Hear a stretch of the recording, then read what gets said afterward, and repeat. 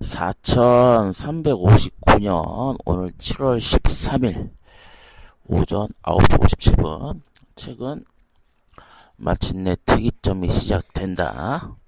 제4장 삶은 기하급수적으로 개선되고 있다.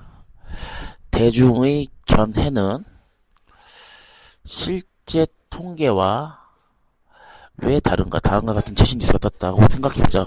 오늘 전 세계 극빈자 0.01% 감소. 이런 뉴스도 있다. 어제 이후로 문해율 0.0008% 증가. 이런 뉴스도 있다. 오늘 수세식 화장실 설치 가구 비율 0.003% 증가. 어제도 같은 일들이 일어났다. 그리고 그제도 그랬다. 만약 이렇게 이러한 계산이 그다지 흥미롭게 여기지지 않는다면 그게 바로 당신이 이런 뉴스를 듣지 못한 이유 중 하나일 것이다. 이러한 발전의 징후와 이와 비슷한 사례들이 헤드라인을 장식하는 일은 일어나지 않는데 이런 일들이 실제로는 전혀 새로운 것이 아니기 때문이다. 긍정적 추세로 수년 동안 매일 이어져 왔던 더 느린 속도로는 수십 년, 수백 년 동안 이어져 왔다. 앞에서 언급한 첫 번째 애의 경우 이 글을 쓰고 있는 현재 포괄적인 데이터를 입수할 수 있는 가장 최근 기간인 2016년부터 2019년까지 전 세계에서 극빈 상태 2017년에 하루 2.15달러 미만으로 생활하는 사람 기준으로 살아가는 사람 수는 약 7억 8,700만 명에서 6억 9,700만 명으로 줄어들었다.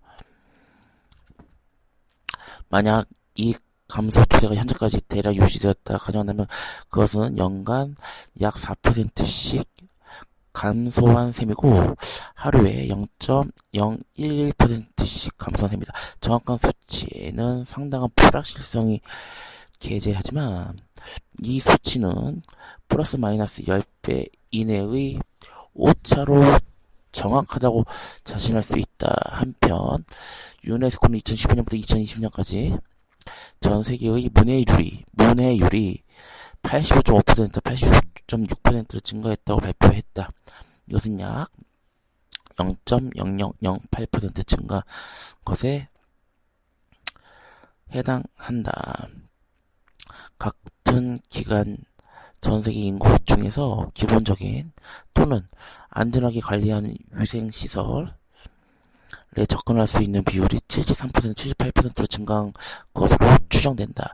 이것은 평균적으로 하루에 0.03%씩 개선된 것에 해당한다. 이와 비슷한 추세는 계속 아주 많이 이어지고 있다. 이 발견들은 이미 잘 문서화되어 있지만 나는 21세기 호모사피엔스 특이점이 온다 해서 그리고 그 이후 수십 건의 강연과 기사를 통해 기술 변화가 인류의 안녕에 미치는 광범위한 긍정적 영향을 검토했다. 피터 디아만디스와 스티븐 코틀러는 2012년에 낸 책 어번던스에서 우리가 한때 자원 부족이 당연시되던 시대에서 어떻게 자원이 풍요시대로 나아가고 있는지 구체적으로 설명했다. 그리고 스티븐 프랑커는 2018년에 나온 책 지금 다시 개몽해서 사회적 영향을 미치는 다양한 분야에서 일어나고 있는 연속적인 진전에 대해 설명했다. 이 장에서는 이러한 진전이 기하급수적으로 증가하는 속성과 함께 수학 가속의 법칙이 어떻게 우리가 관찰하는 많은 개개 추세의 기본적인 추진력이 되는지 또 아주 가까운 장래에 그 결과가 어떻게 삶의 대다수 측면에서 극적인 개선을 낳았는지에 초점을 맞춰 살펴볼 것이다. 구체적인 예를 자세히 살펴보기 전에 이 동역학을 개념적으로 명확하게 이해하는 것이 중요하다.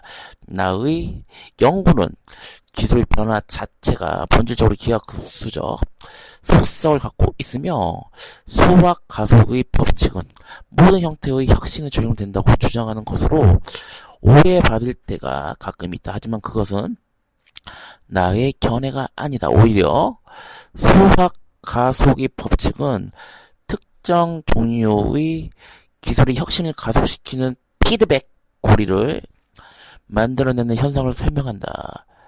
더 넓게는 이것들은 우리에게 정보를 더 자유자재로 다룰 수 있게 해주는 기술로 혁신 자체를 더 쉽게 만든다. 인쇄기는 책의 가격을 대폭 낮춰 발명가의 다음 세대에게 교육의 접근을 쉽게 해주었다. 현대 컴퓨터는 칩 설계자가 더 빠른 다음 세대 CPU를 만드는 데 도움을 준다. 저렴해진 광대역은 인터넷을 모두에게 더 유용하게 만드는데 더 많은 사람이 자신의 생각을 온라인에 공유할 수 있기 때문이다. 따라서 기술 변화의 가장 유명한 기하급수적 곡선인 무어의 법칙은 더 심오하고 기본적인 이 과정의 한 가지 표현에 불과하다. 이 법칙 밖에서 일어나는 급속한 변화의 예에는 운송 기술 속도도 포함된다. 1620년에 메이플플라워호는 대서양을 횡단하는데 66일 걸렸다. 1775년에 미국 독립전쟁이 일어날 무렵에는 더 나은 조선과 항행 기술 덕분에 여행 시간이 약 40일로 줄어들었다. 1838년에 외륜 증기선 그레이트 웨스턴호는 이 여행 시간을 15일로 줄였고 1900년 무렵에는 4개의 굴뚝을 장착하고 스크루로 추진된 도이칠란드호가 5일 15시간 만에 대서양을 횡단했다. 1937년 터보 전기 방식으로 추진된 전기 여객선 노르망디호가 그 기록을 3일 23시간으로 단축했다. 1939년에 처음으로 전기 항해에 나선 팬암 비행정은 36시간 만에 대서양을 건넜다. 1958년에 최초의 제트 여객기는 그 기록을 10시간 반으로 단축했다. 1976년에 초음속 여객기 콩코드는 불과 3시간 30분 만에 대서양을 횡단했다. 이것은 분명히 끝없는 기하급수적 추세처럼 보이지만 반드시 그런 것은 아니다. 콩코드는 2003년에 운항을 중단했고 그 후 런던 뉴욕 항로는 다시 7시간 30분 이상이 걸리는 여행으로 되돌아갔다. 대서양 횡단 운송 속도가 더 빨라지는 추세가 중단된 구체적인 경제적, 기술적 이유는 여러 가지가 있다. 하지만 이면의 더 깊은 이유는 운송 기술이 피드백 고리를 만들어 내지 않는다는 데 있다. 제트 엔진은 더 나은 제트 엔진을 만드는 데 쓰이지 않기 때문에 어느 시점에 이르면 추가 속도를 내는 비용이 추가 혁신의 편익을 넘어서게 된다. 이게 만드는 데 필요한 연구 개발비입니다. 지금 이 통찰력 얘기하는 걸 쳐준 거라고. 커저 와일이 수학 가속의 법칙이 정보 기술에서 그토록 큰 위력을 발휘하는 이유는 피드백 고리가 혁신의 비용을 편익보다 훨씬 낮게 유지해 진전이 계속 일어나기 때문이다.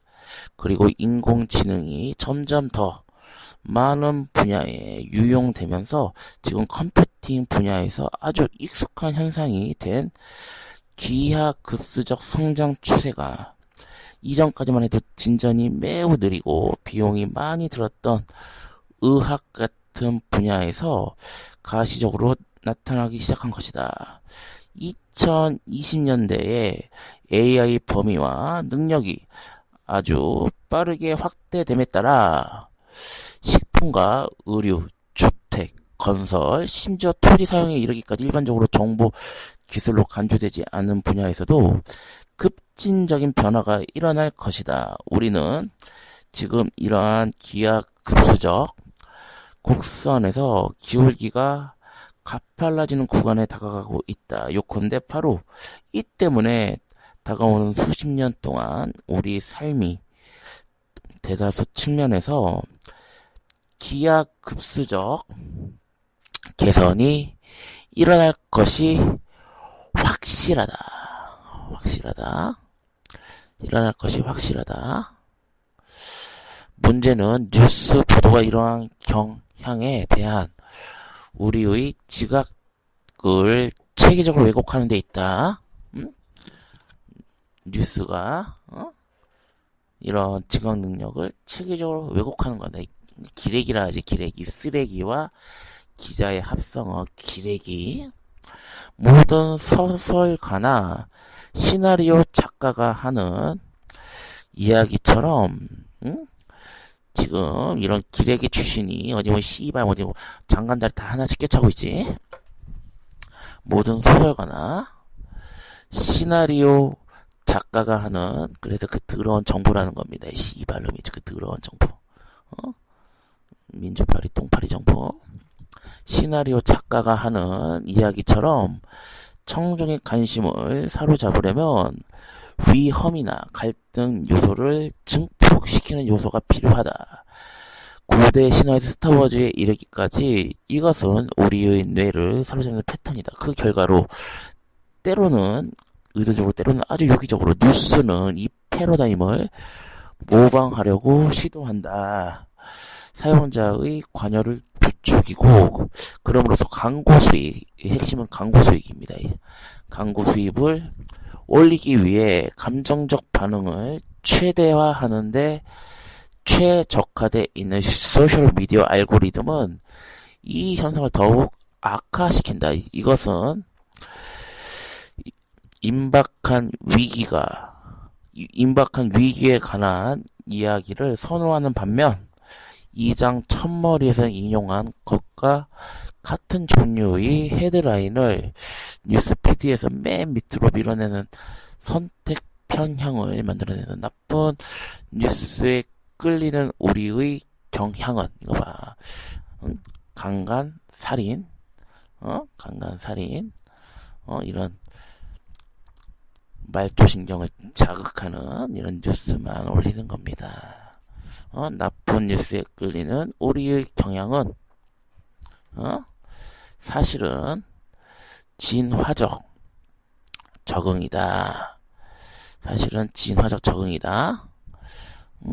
사실은 진화적 적응이다. 역사적으로 잠재적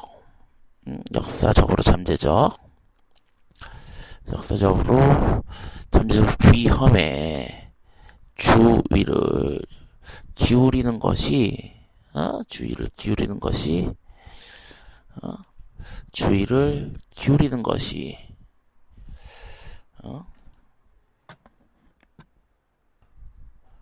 우리의 생존에 더 중요했다.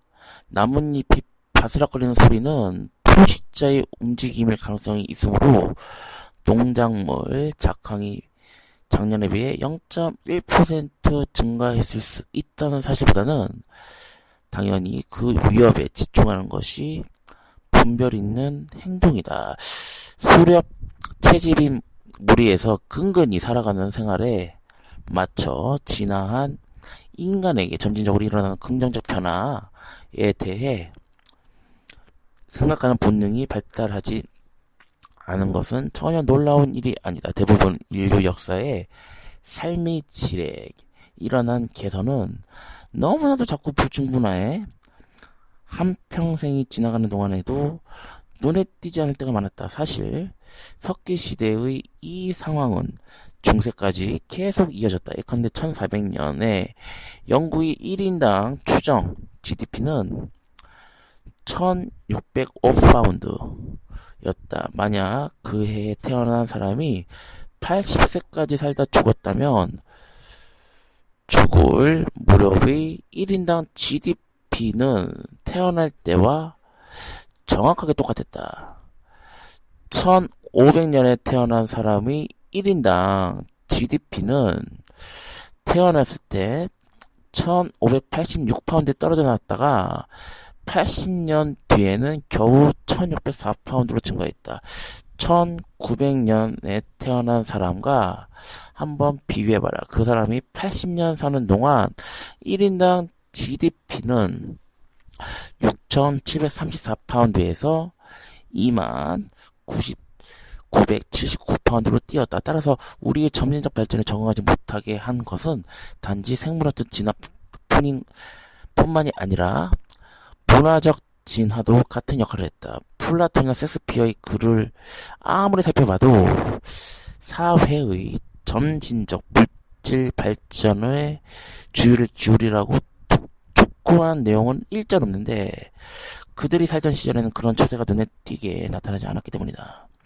숯불 사이에 숨은 포식자에 대한 경계의 현대적 버전은 바로 사람들이 자신을 위험에 빠뜨릴 수 있는 상황이 일어나지 않나 하고 소셜미디어를 포함해 온갖 정보 출처를 끊임없이 모니터링하는 현상이다. 미디어 심리학 연구센터 소장인 파멜라 러틀리지는 우리는 끊임없이, 이게 중요한 멘트라고 지금 하는 게 엄청 중요한 겁니다. 우리는 끊임없이 사건들을 모니터하면서 이것은 나와 무슨 관계가 있을까?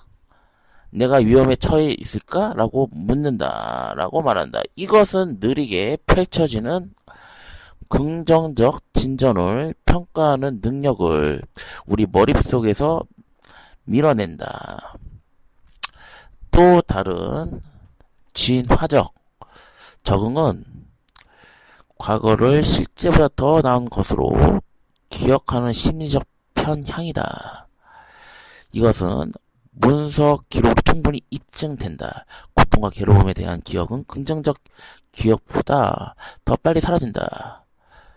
콜로라도 주립대학교 심리학자 리처드 브로커가 1997년에 진행한 연구에서는 참여자들이 즐거움과 고통이라는 측면에서 사건들을 평가한 뒤 3개월, 18개월, 4년 반 뒤에 같은 사건을 다시 평가했다. 부정적 반응을 긍정적 반응보다 훨씬 빨리 사라진 반면 즐거운 기억은 계속 살아남았다. 2014년 오스트레일리아, 독일, 가나를 포함해 많은 나라에서 진행된 한 연구는 부정적인 감정 퇴색 평양 Fading Negative Affect Bias 이전 세계적인 현상임을 보여주었다. 스위스 의사 요하네스 호퍼가 1688년에 그리스어 노스토스, 알고스, 귀향과 알고스는 고통 또는 괴로움을 합쳐 만든 용어는 노스텔지어, 향수. 단순히 과거의 정겨운 기억을 떠올리는 것은 그치지 않는다. 노스텔지어. 향수는 과거를 변화시킴으로써 과거의 스트레스를 다루는 대응 메커니즘이기도 하다. 과거의 고통이 사라지지 않는다면 우리는 영원히 그 때문에 괴로워할 것이다. 연구 결과들은 이 현상을 뒷받침한다. 노스다코타코 주립대학교의 심리학 교수 클레이 루틀리지는 향수가 대응 커뮤니즘을 사용되는 현상을 분석했는데 향수를 불러일으키는 긍정적인 사건에 대해 글을 쓴 실험 참가자들이 더 높은 자존감과 더 강한 사회적 유대를 부구한다는 사실을 발견했다. 이런 측면에서 향수는 노스탈르지아, 귀향과 고통입니다. 향수는 개인과 공동체 모두에게 유용하다. 우리는 과거의 경험을 되돌아볼 때 고통과 스트레스, 시련은 희미해지는 반면 삶이 더 긍정적인 측면은 기억하는 경향이 있다. 반대로 현재를 생각할 때 우리는 현재의 걱정거리와 어려움을 더 심각하게 여긴다. 이 때문에 그 반대쪽을 가리키는 객관적 증거가 압도적으로 많은데도 불구하고 과거가 현재보다 더 좋았다는 잘못된 인상을 갖는 경우가 많다. 우리는 또한 일상적인 사건 가운데 나쁜 뉴스가 더 흔한 것으로 과대 인식하는 인지 편향도 있다. 예를 들면 2017년에 진행된 한 연구에서 작은 규모의 무작위적 요동, 예컨대 주식시장에서 주가가 상승한 날과 하락한 날, 허리케인이 심한 계절과 경미한 계절, 실업률이 상승 하락 등에 대한 지각이 부정적인 경우에는 사람들이 그것을 무작위적인 것으로 지각하지 않을 가능성이 높은 것으로 드러났다. 대신에 사람들은 그러한 변동을 더 광범위한 악한 추세를 시사하는 것으로 받아들인다. 인지과학자 아트 마크먼은 핵심 결과 중 하나를 다음과 같이 요약했다. 피험자들에게 해당 그래프가 경제에서 근본적인 이동을 나타내냐고 물으면 그들은 똑같이 같은 변화라도 상황이 좋아질 때보다 나빠질 때는 그것을 큰 변화로 받아들이는 경향이 높았다.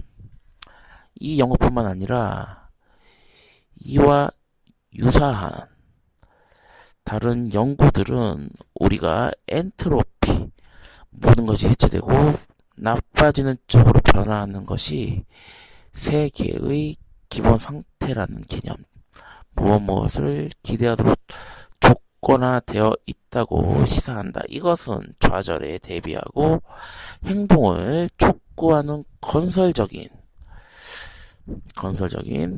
적응일 수도 있지만 실제로 일어나는 삶의 질 개선에 눈을 감게 만드는 강한 편향이기도 하다.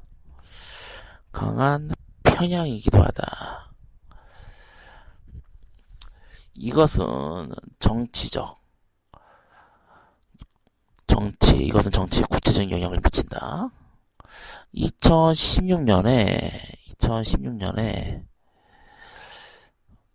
미국의 공공종교연구소가 실시한 여론조사에서 미국인 중 51% 미국 문화와 생활 방식이 1950년대 이후부터 나쁜 쪽으로 변했다고 라고 생각했다.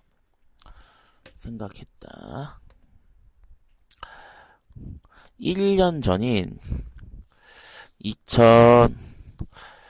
2015년에 영국의 시장 조사 기업인 유고부가 실시한 설문조사에서 영국인 중 71%가 세상이 점점 나빠지고 있다고 믿었으며 더 나아지고 있다고 응답한 비율은 5%를 불과했다. 이러한 인식은 거의 모든 객관적 지표가 과거가 훨씬 나빴음을 가리키는데도 불구하고 포퓰리스트 정치인에게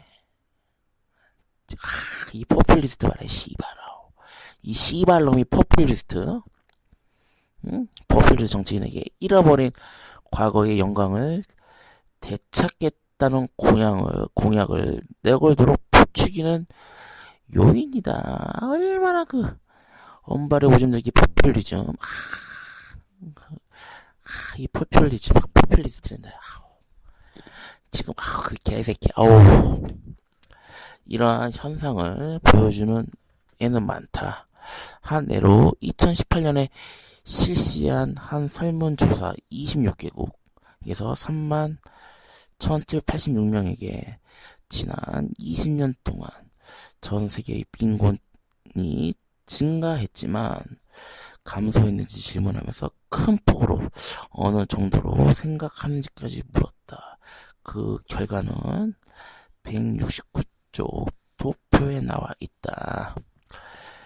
이 조사에서 급빈층이 50% 감소했다는 정답을 맞힌 사람은 2%에 불과한다. 점점 쌓여가는 사회과학 연구 결과도 대중의 인식과 광범위한 진전이 일어나는 현실 사이에 이러한 괴리가 존재함을 확인해준다. 또 다른 예로는 왕립이 통계학회와 킹스 칼리지 런던을 위해 시장조사 기업 입소스 모리가 진행한 획기적인 연구가 있는데 다음과 같은 다양한 주제에서 대중의 견해와 실제 통계 사이에 큰 차이가 있음을 보여준다. 동일한 효과는 대서양 서쪽에서 나타난다. 일반 대중은 정부 비중 24%가 부산 청구된다고 생각한 반면 실제 부산 청구 비율은 0.7%였다. 1995년부터 2012년까지 잉글랜드와 웨일즈 범죄 발생률은 53% 감소했지만 58%의 일반 대중은 같은 시기에 범죄 발생률이 증가했거나 제자리에 머물렀다고 생각한다. 이게 뉴스메이커의 그 시발 보도 양상에 따라서 인식하는 범위인 겁니다. 이게 뉴스의 가스라이팅. 2006년부터 2012년까지 강력 범죄는 20% 감소한 반면 51% 시민이 증가했다 생각했다. 일반 대중이 생각하는 10대 임신 비율이 실제보다 25배나 더 높았다. 영국에서 매년 15세 미만 여성의 임신 비율이 0.6%이지만 일반 대중은 약 15% 이른다고 추정했다. 21세기 동안에 대다수 미국인은 전국 단위의 범죄가 전년에 비해 증가했다고 믿었는데 1990년 이후에 강력 범죄와 재산 범죄 모두 약 절반이나 감소했는데도 불구하고 그랬다. 피가 나면 주목을 받는다. 보도지쯤에서 씨발놈들. 피가 나면 주목을 받는다. 싸움을 나면 주목을 받는다. 피가 나면 이목을 집중된다라는 경고. If it bleed, 피지. It leads. 주목을 받는다. 리드즈. 경고가 이렇게 그릇된 인식이 주요 원인을 잘 표현한다. 사건은 광범위하게 보도되는 반면 범죄 감소에 근데 데이터에 기반한 작동하는 법 집행 기관 또는 경찰과 지역사회의 소통 개선 덕분에는 아무 사건도 발생하지 않는 것처럼 취급된다. 그렇기 때문에 범죄가 감소했다는 이야기가 기사로 크게 다루어지는 일은 거의 없다. 이 기레기의 저질성. 이것은 누가 의식적으로 결정에 일어난 결과가 아니다. 구조적으로 매체 인센티브가 폭력적 이야기나 부정적 이야기 보도를 선호하도록 짜여있기 때문에 이런 일이 일어난다. 조또TV의 사건 반장이라는 그 프로 그 누가 봅니까? 2장 앞에서 설명한 인지 편향 때문에 인간은 위협적인 정보에 자연적으로 더 끌리게 돼 있다. 대다수 매체, 정통적인 뉴스 매체와 소셜 미디어는 모두 광고 수익을 올리기 위해 시청자 눈길을 끄는 방법으로 돈을 벌기 때문에 집단 관종이지. 관종. 시청자 눈길 끄는 관종이지. 이 업계 전체는 강한 감정적 반응을 유발하는 위협적인 정보를 전파하는 것이 비즈니스를 유지하는 데 가장 좋은 방법이라는 사실을 획득했다. 정보 전달의 목적이 아니라 말 조절 신경을 자극하는 토지를 다룸으로써 광고 수익.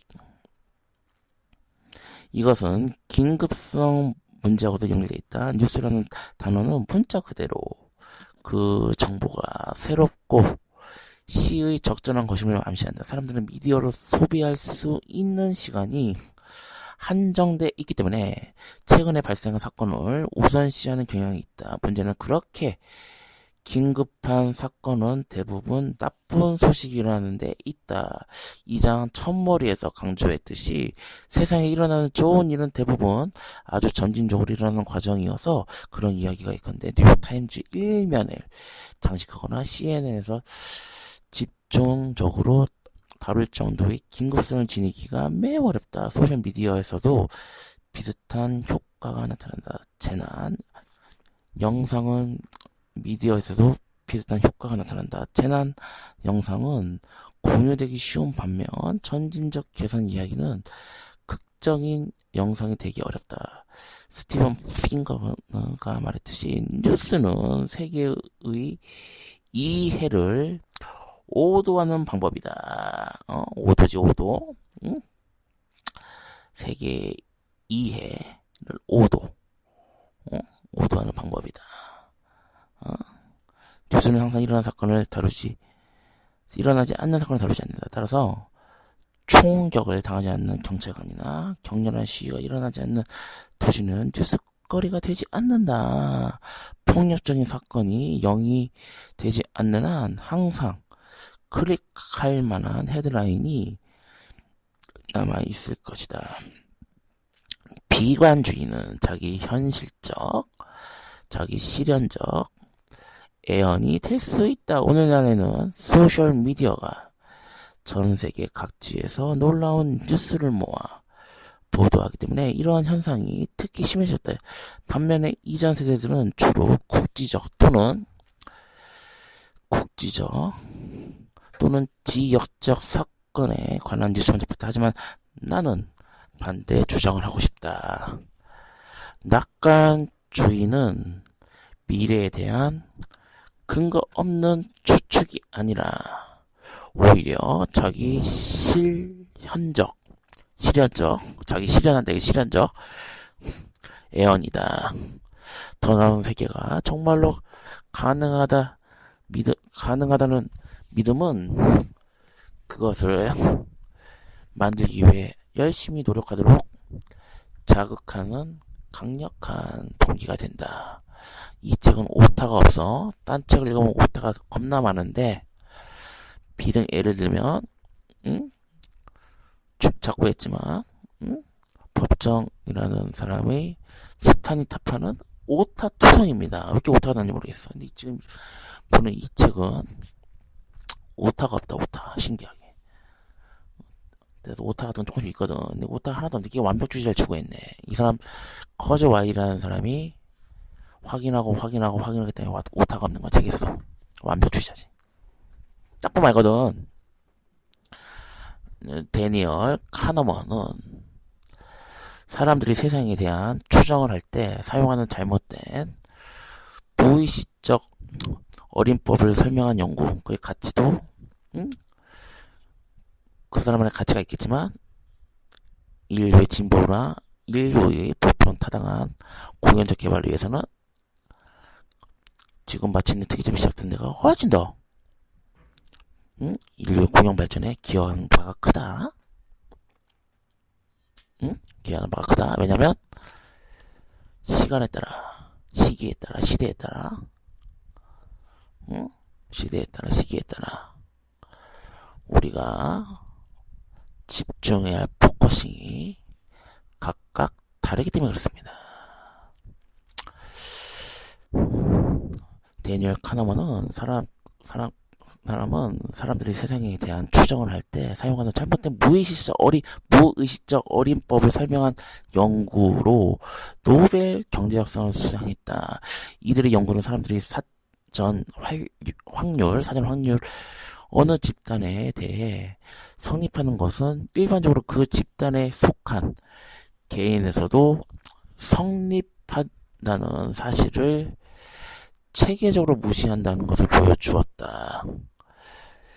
예를 들어 낯선 사람이 스스로를 설명한 진술을 바탕으로 그의 직업을 추정해야 하는데, 만약 그가 책을 좋아한다라고 생각했다면 당신은 기저율, 도서관 사서가 아주 드물다는 일반적인 사실을 무시하고서 도서관 사서를 선택할 수 있다. 이 편향을 극복한 사람은 책을 좋아한다는 사실이 직업을 알려주는 증거로 아주 빈약하다고 판단하고서 대신에 소매업 직원처럼 훨씬 흔한 직업을 생각할 것이다. 사람들은 기저율을 모르는 것이 아니지만 특정 상황을 고려할 때 확실한 세부 사실에 과도하게 반응하면서 이를 관가하는 경우가 많다. 카너먼과 트버스키가 언급한 또 하나의 편향된 어린법은 동전을 던져 뒷면이 연달아 여러 번 나왔다면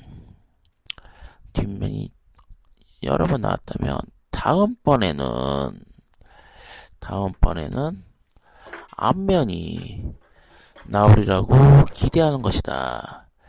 이것은 평균 회귀에 대해 오해에서 비롯된다. 사회가 비관적 관점으로 기우는 경향을 설명해 주는데, 세 번째 편향은 카너먼과 트버스키가 가용성 어림 법이라 부르는 것이다. 사람들은 어떤 사건이나 현상이 일어날 가능성을 평가할 때 그런 사례가 얼마나 쉽게 떠오르는 것을 바탕으로 추측한다. 앞에서 설명한 이유 때문에 뉴스와 뉴스피드는 부정적 사건을 강조하므로 그러한 부정적 상황이 마음속에 쉽게 떠오른다. 우리가 이러한 편향을 바로잡을 필요가 있다고 해서 실제 문제를 무시하거나 가소평가해서는 안 되지만, 이러한 편향은 일과 나아가는 전반적인 경로를 낙관적으로 바라봐도 좋다는 강력한 이론적 근거를 제공한다. 기술 변화는 자동적으로 일어나지 않는다. 거기에는 인류의 독창성과 노력이 필요하다. 그러한 발전이 일어나는 동안 사람들이 직면하는 긴급한 고통에 눈을 감아서도 안 된다. 오히려 큰 그림의 추세는 이러한 문제들이 때로는 어렵고 심지어 절망적으로 보이더라도 우리가 하나의 인간종으로서 이 문제들을 해결하며 그 물줄기를 바꾸고 있다는 사실을 상기시켜준다. 나는 이것이 아주 큰 동기부여의 원천이라고 생각한다. 소제목: 실제로 기술은 삶의 거의 모든 측면을 개선해 왔다. 실제로 기술은, 정보기술이 기하급수로 발전하는 것은 그것이 자신이 추가 혁신에 직접 기여하기 때문이다. 그런데 이 추세는 다른 분야에서도 서로를 강화하는 발전 메커니즘을 촉발한다. 지난 2000년 동안 이 추세는 선순환을 낳으면서 문해력, 교육, 부위생 건강, 민주화, 폭력 감소 등을 포함해 인류의 안녕에 관련된 대서수 측면을 발전시켰다. 우리는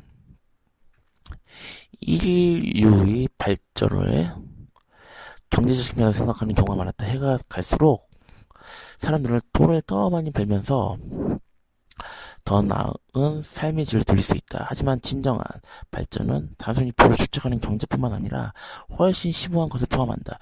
경기 사이클은 올라갔다 내려갔다 하며 출렁인다. 재산은 얻을 수도 있고 이럴 수도 있다. 하지만 기술 변화는 본질적으로 영원히 지속된다.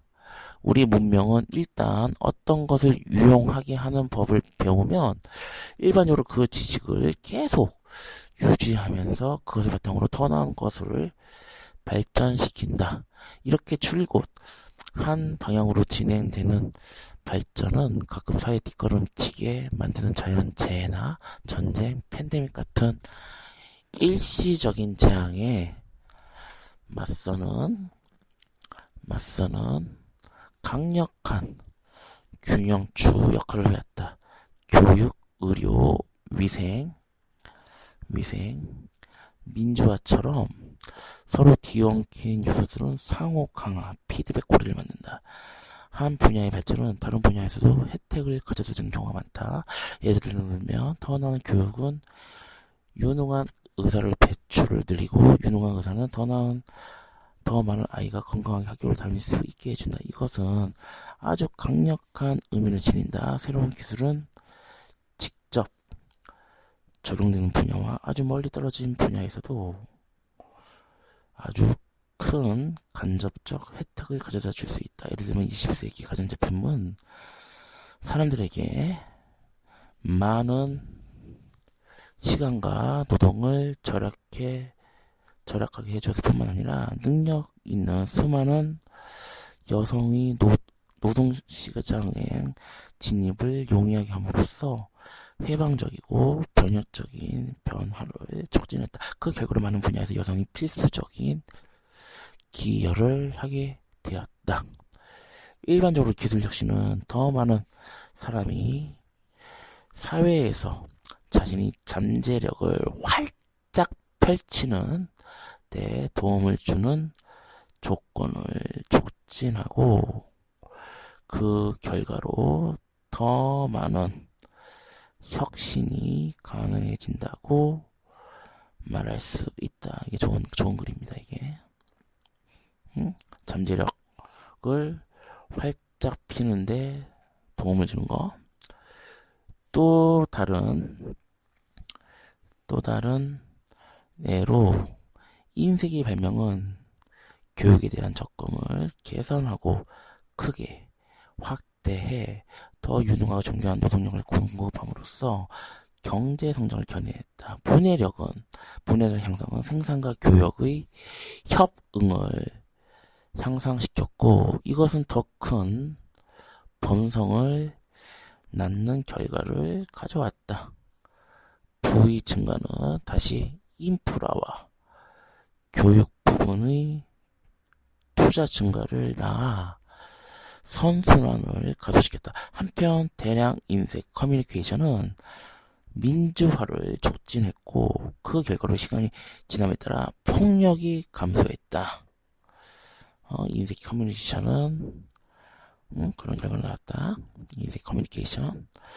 처음에 이 과정은 아주 느리게 진행되었고 조부모 세대와 그들 손자 세대 사이의 생활 방식 차이는 미미하게 하여 일반적으로 눈에 띄게 드러나지 않았다. 하지만 수백 년 동안에 완만하게 진행된 이 추세는 사회적 안녕의 모든 측면에서 점진적이지만 유의미하게 증가하는 궤적을 남겼다. 이 추세는 최근 수십 년 사이에 거의 모든 형태의 정보 기술에 일어난 가파른 기하 급수적 발전 덕분에 가속되었다. 이 장에서 설명하듯이 향후 수십 년 사이에 이러한 발전은 더욱 가속화 될 것이다. 문해력과 교육입니다. 문해력과 교육 부분, 그리고 수세식 화장실, 전기, 라디오, 텔레비전, 컴퓨터 보급,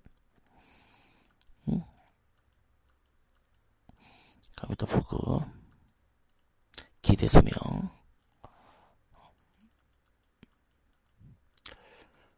카메라 보급, 문해력부터 시작. 문해력. 인류의 역사 대부분의 시기에 전 세계 각지의 문해력은 매우 낮은 상태에 머물러 있었다. 지식은 주로 구전을 통해 전해졌는데 그를 복제하는 비용이 매우 비쌌던 것이 한 가지 중요한 이유였다. 만약 평균적인 사람이 글을 접할 기회가 거의 없고 본서를 사용할 여력이 없다면 읽는 법을 배우는데 그 사람의 시간을 투자할 가치가 없었다. 시간은 희귀 자원 가운데 유일하게 모든 사람이 동등하게 소비하는 자원이다. 희귀 자원이 된다. 야. 이 센세이션입니다. 얼마나 귀하면 희귀성이다. 시간은 희귀 자원이 된다. 야. 이런 게 진짜 영감을 불러일으키는 겁니다. 책에서. 시간은 희귀 자원 가운데 유일하게 모든 사람이 동등하게 소비하는 자원이다. 신분과 지위에 상관없이 누구에게나 하루는 24시간이다.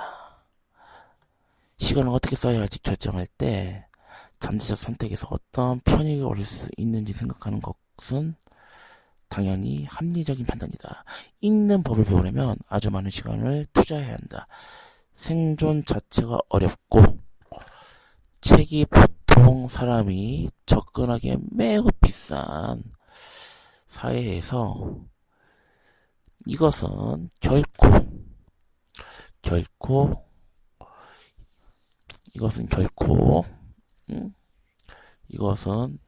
현명한 투자가 될 수 없다. 따라서 문맹이었던 조상은 무지몽매하고 호기심이 없는 사람으로 여기지 않도록 주의할 필요가 있다. 그들은 문해력을 강하게 억제하는 조건하에서 살았다. 이거 봐. 그들은 문해력을 이게 원인이라고. 그때 사회가 그렇다고. 그들은 문해력을 강하게 억제하는 조건 하에서 살아갔다. 교육혁명이지. 인터넷 보급으로 인한 교육혁명. 그들만의 숨기고 그들만의 헤쳐먹는 게 싹 없어졌다. 오픈 AI 시대. 오픈 AI 시대. 이런 관점에서 본다면 현대 세계의 인센티브가 가끔 어떻게 학습을 방해하는지 살펴볼 가치가 있다. 예를 들면 정보 기술 부분 일자리가 적은 사회에서 컴퓨터 과학에 관심이 있는 젊은이는 프로그래밍 공부가 시간을 투자하기에 현명한 선택이 아니라고 판단할 수 있다. 하지만 지금은 수백 년 전의 유럽과 마찬가지로 기술이 이런 상황을 변화시킬 수 있다. 자동 번역과 원격 학습, 자연어 프로그래밍, 원격 근무는 새로운 기회를 제공하고 호기심의 보상을 준다. 중세 후기에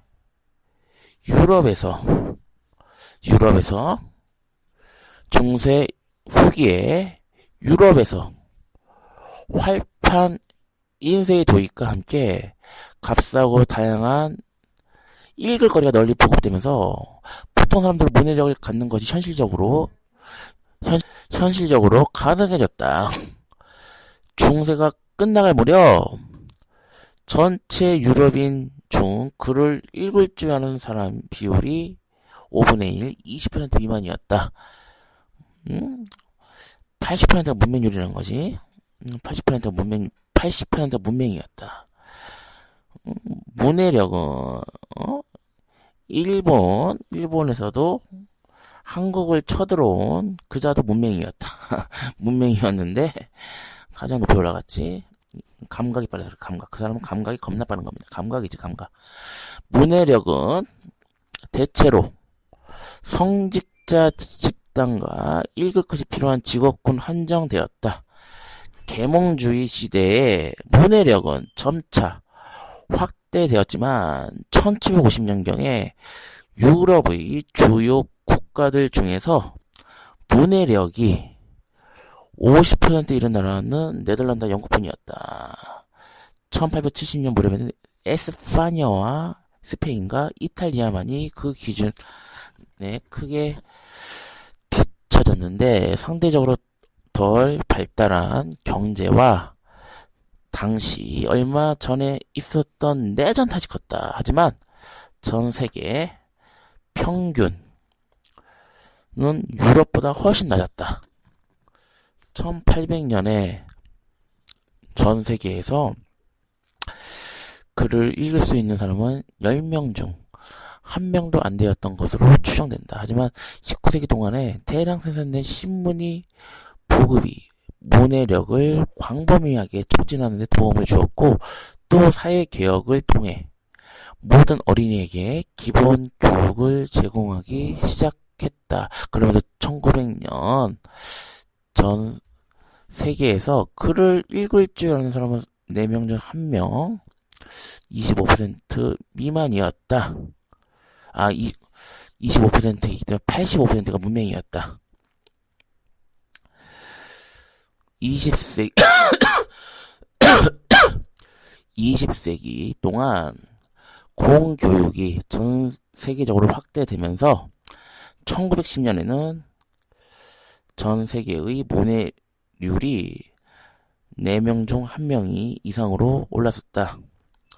1970년이 되자 드디어 세계 인구의 과반수가 문맹에서 벗어났다. 그 이후로 대다수 지역에서 문해력은 거의 보편적으로 빠르게 확산되었다. 오늘날 전 세계 문해율은 87%에 이르며 선진국이 99%를 넘는 경우가 흔하다. 하지만 아직도 진전이 일어나야 할 부분이 남아있다. 문해력 수치는 이름과 같은 짧은 메시지를 읽고 쓰는 능력처럼 아주 기초적인 기준을 바탕으로 측정한 것이다.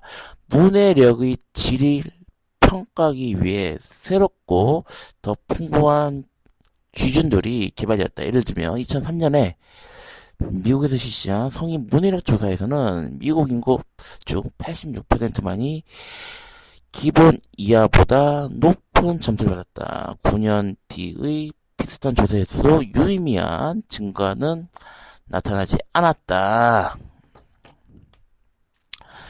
1870년에 미국이 정규 교육을 받은 기간은 평균적으로 4년이었다. 반면에 영국인과 일본인, 프랑스, 인도인, 중국인은 모두 1년 미만이었다. 영국과 일본, 프랑스는 20세기 초에 무료 공교육을 확대하면서 빠르게 미국을 따라잡기 시작했다. 이것도 이승만이 이걸 그대로 모방한 거지. 한편 인도와 중국은 계속 가난한 후진국으로 머물러 있었지만 2차 세계대전 이후 20년 동안 비약적인 진전이 일어났다. 2021년에 인도의 평균 교육 기간은 6년에서 7년이었고 중국은 7에서 6년이었다. 한국은 12년. 앞에서 언급한 다른 나라들은 모두 평균적으로 10년이 넘었고 미국은 13.7년으로 선두에 달렸다. 한국도 마음만 먹으면 되고 다 들어갑니다. 실질적으로 대학생이냐고. 응? 허울뿐인 거지, 허울. 다음 도표들은 지난 50년 사이에 일어난 극적인 진전을 보여준다. 이 부분을 굳게 있지, 굳게. 그 새끼가 진짜 국회의원이냐고. 의를 의자 의원이란 말 같지도 않은 거지. 지금 헤쳐먹는 새끼들. 그 새끼들이 진짜 국회의원이냐고. 절대 아닙니다. 특히 어디 찢는다는 새끼, 그 새끼 추종 의원이라는 그 개새끼들, 그 새끼가 의원이냐고. 그건 아닙니다. 이익 집단이지. 응? 이익 기관이 컴퓨터가 교육을 촉진하고 학교 교육이 편익을 증가시킨 시기와 겹치는 것은 우연의 일치가 아니다. 수세직 화장실, 전기, 라디오, 텔레비전, 컴퓨터의 보급, 역사적으로 질병과 죽음의 가장 큰 원인 중 하나는 인분, 똥이지, 똥으로 인한 식품과 수자원 오염이었다. 똥이 오염. 이 똥이지 똥. 처음 먹으면 똥 싸는 누구나 다 똥 싸지. 응? 역사로 질병과 죽음이 가장 큰 원인이 똥이었대. 똥. 응? 응? 어디 똥 같은 놈 하나 있지? 응? 어디? 잘 찢는 새끼. 똥 같은 놈 하나 있지. 이 문제의 확실한 기술적 해결책인 수세식 화장실은 1829년에 처음 등장한 이래 처음차 미국 도시에서 사용이 확대되었지만 1829년 수세식 화장실이 그때 나왔댄다. 그게 지금 나왔대. 도시 지역에서 보편적으로 사용되기 시작한 것은 20세기로 넘어오고 나서였다. 1920년대와 1930년대 수세식 화장실은 빠르게 농촌 지역으로 확산되었고 1950년대에는 전체 가구 중 4분의 3, 75%, 1960년대에는 90%가 수세식 화장실을 사용했다. 2023년에 미국에서 수세식 화장실의 없는 극소수 가구는 대개 궁핍 때문이 아니라 선호하는 생활 방식, 예컨대 소박한 환경에서 살아가길 선호한다든지 때문이었다. 반면에 개발도상국 사람들이 여전히 수세식 화장실이나 퇴비화 화장실 같은 그 밖의 개선된 위생시설을 갖추지 못한 주요 원인 중 하나는 가난이었다. 하지만 위생기술 비용이 전 세계의 강력 어디야 이거. 하지만 위생기술 비용이 저렴해지고 예컨대 어디 써있어.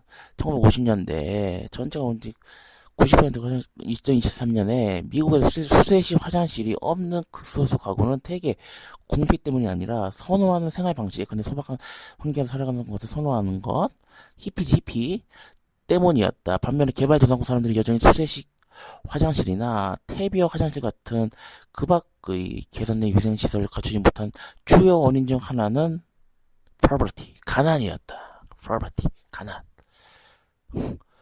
하지만 위생기술 비용이 저렴해지고 강력 범죄에 취약했던 지역이 더 안전해지고 위생 인프라 투자가 늘어나면서 전 세계적으로 안전한 화장실 보급이 꾸준히 증가하고 있다. 전기는 그 자체는 정보 기술이 아니지만 모든 디지털 장비와 네트워크의 동력을 공급하기 때문에 현대 문명이 수많은 혜택을 누리는데 필수 불가결 요소이다. 전기지, 전기. 응? 전기가 이렇게 중요해. 어떤 자는, 이 중요한 전기를,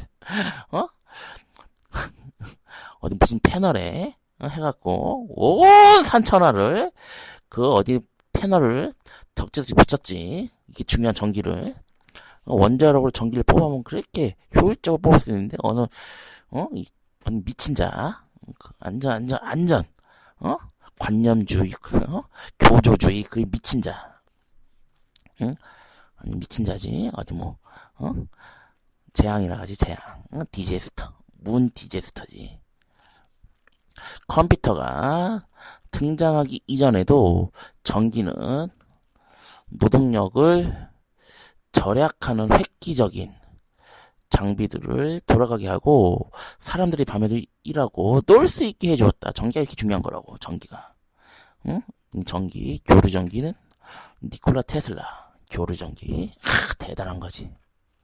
말년 그렇게 불쌍히 돌아가셨습니다. 니콜라 테슬라는 20세기가 20세기가 시작될 때 미국에서 전기 보급은 주로 대도시 지역에서 국한되었다.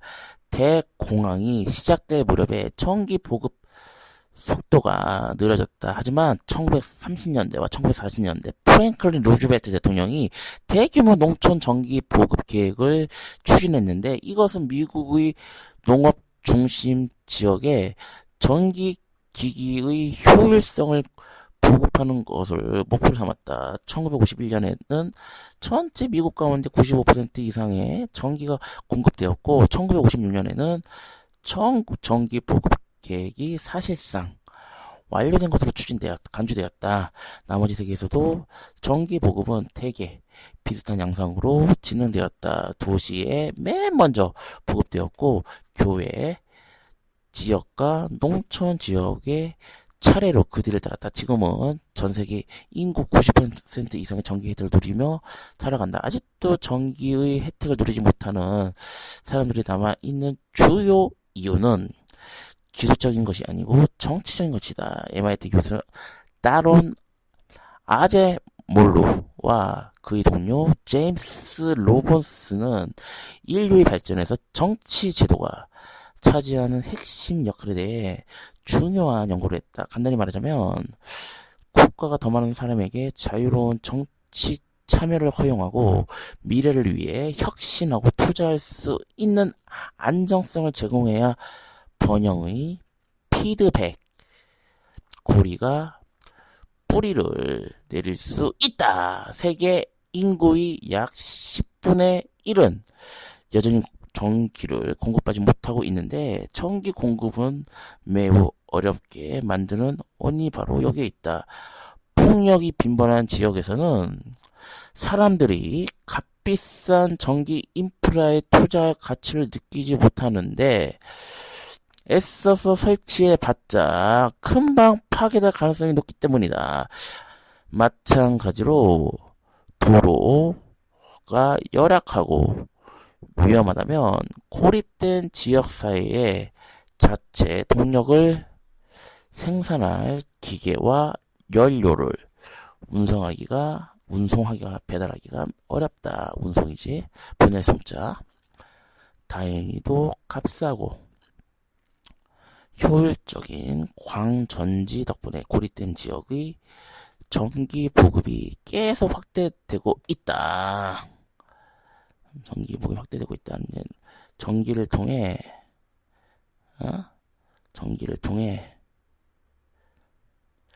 가능해진 첫 번째 혁신적인 통신 기술은 라디오였다. 미국에서 민영 라디오 방송은 1920년에 시작돼 1930년에는 전국적으로 손꼽히는 대중 매체가 되었다. 보급 범위가 대개 단 하나의 대도시 지역에 국한된 신문과 달리 라디오 방송은 전국의 청취자에게 도달할 수 있었다.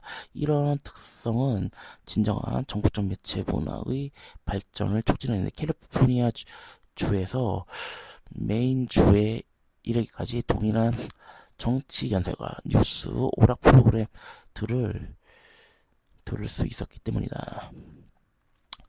1950년대 전체 미국 가구 90%가 라디오를 소유하고 있었지만 1950년대부터 미디어를 지배하고 있던 라디오 영역은 텔레비전이 잠식하기 시작했다.